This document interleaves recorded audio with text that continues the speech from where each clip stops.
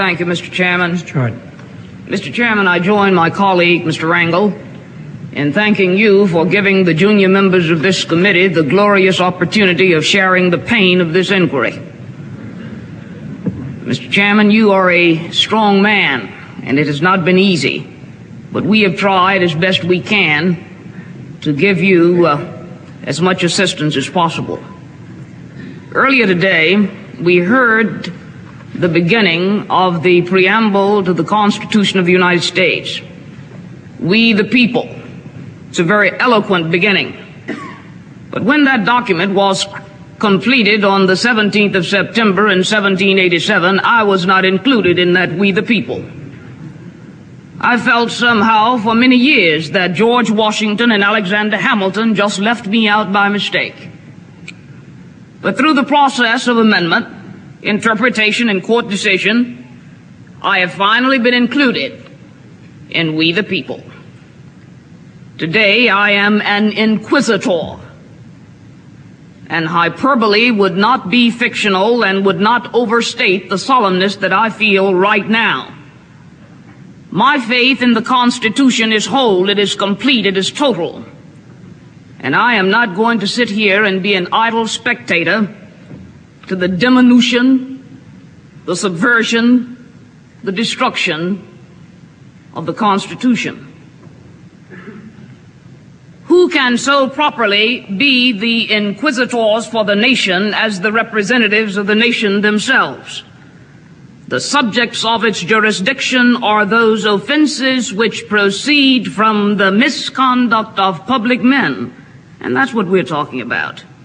In other words, from the abuse or violation of some public trust. It is wrong, I suggest, it is a misreading of the Constitution for any member here to assert that for a member to vote for an article of impeachment means that that member must be convinced that the president should be removed from office. The Constitution doesn't say that. The powers relating to impeachment are an essential check in the hands of the body, the legislature, against and upon the encroachments of the executive. The division between the two branches of the legislature, the House and the Senate, assigning to the one the right to accuse and to the other the right to judge. The framers of this Constitution were very astute. They did not make the accusers and the judges the same person. We know the nature of impeachment. We've been talking about it a while now. It is chiefly designed for the president and his high ministers to somehow be called into account. It is designed to bridle the executive if he engages in excesses.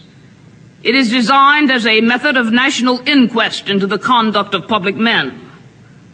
The framers confided in the Congress the power, if need be, to remove the president in order to strike a delicate balance between a president swollen with power and grown tyrannical and preservation of the independence of the executive.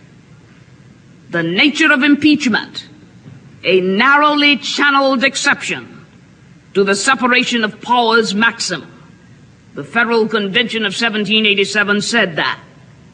It limited impeachment to high crimes and misdemeanors and discounted and opposed the term maladministration. It is to be used only for great misdemeanors, so it was said in the North Carolina Ratification Convention. And in the Virginia Ratification Convention, we do not trust our liberty to a particular branch. We need one branch to check the other. No one need be afraid.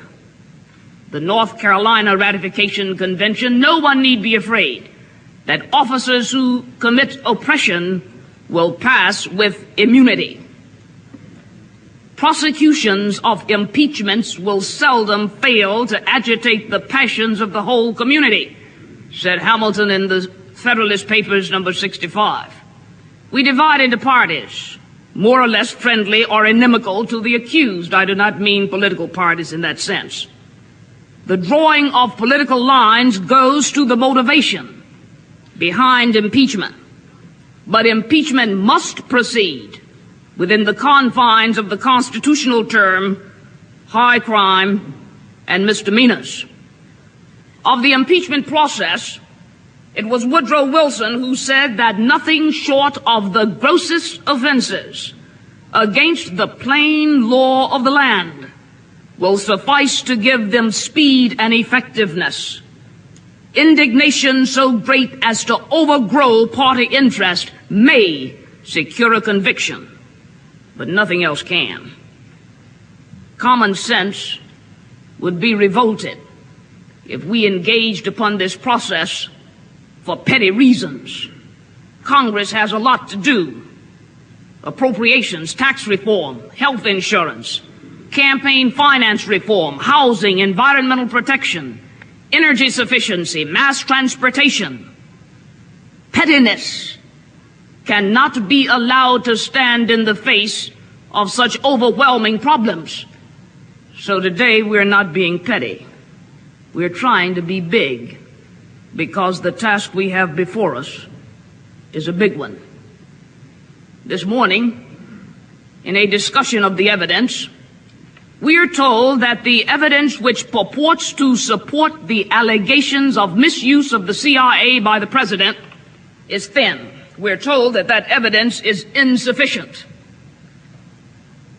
What that recital of the evidence this morning did not include is what the president did know on June the 23rd, 1972.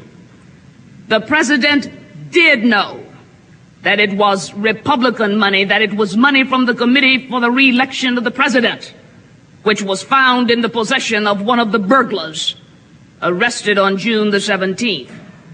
What the president did know on the 23rd of June was the prior activities of E. Howard Hunt, which included his participation in the break-in of Daniel Ellsberg's psychiatrist, which included Howard Hunt's participation in the Dita Beard ITT affair, which included Howard Hunt's fabrication of cables designed to discredit the Kennedy administration. We were further cautioned today that perhaps these proceedings ought to be delayed because certainly there would be new evidence forthcoming from the President of the United States. There has not even been an obfuscated indication that this committee would receive any additional materials from the President.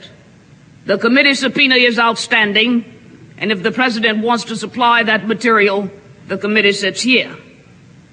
The fact is that on yesterday, the American people waited with great anxiety for 8 hours, not knowing whether their president would obey an order of the Supreme Court of the United States. At this point, I would like to juxtapose a few of the impeachment criteria with some of the actions the president has engaged in. Impeachment criteria. James Madison, from the Virginia Ratification Convention. If the president be connected in any suspicious manner with any person and there be grounds to believe that he will shelter him, he may be impeached. We have heard time and time again that the evidence reflects the payment to defendants, money. The president had knowledge that these funds were being paid, and these were funds collected for the 1972 presidential campaign. We know that the president met with Mr. Henry Peterson 27 times to discuss matters related to Watergate, and immediately thereafter met with the very persons who were implicated in the information Mr. Peterson was receiving. The words are, if the president is connected in any suspicious manner with any person, and there be grounds to believe that he will shelter that person, he may be impeached. Just a story. Impeachment is intended for occasional and extraordinary cases where a superior power acting for the whole people is put into operation to protect their rights and rescue their liberties from violations. We know about the Houston plan. We know about the break-in of the psychiatrist's office. We know that there was absolute, complete direction on September 3rd when the President indicated that a surreptitious entry had been made in Dr. Fielding's office after having met with Mr. Ehrlichman and Mr. Young.